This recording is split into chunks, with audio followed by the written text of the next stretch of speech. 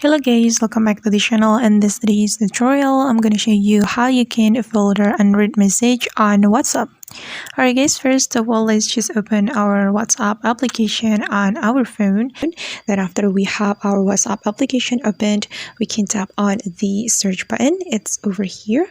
Then you can simply tap on the unread option, this one. And this is the list of the chat that I haven't read, and it will be easier for me to find the chat, to find the unread chat that I want to reply. And you can scroll down to find the certain chat you want to reply or you want to read.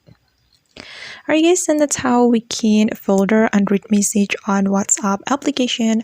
I hope this tutorial will be helpful for you. Thank you so much for watching.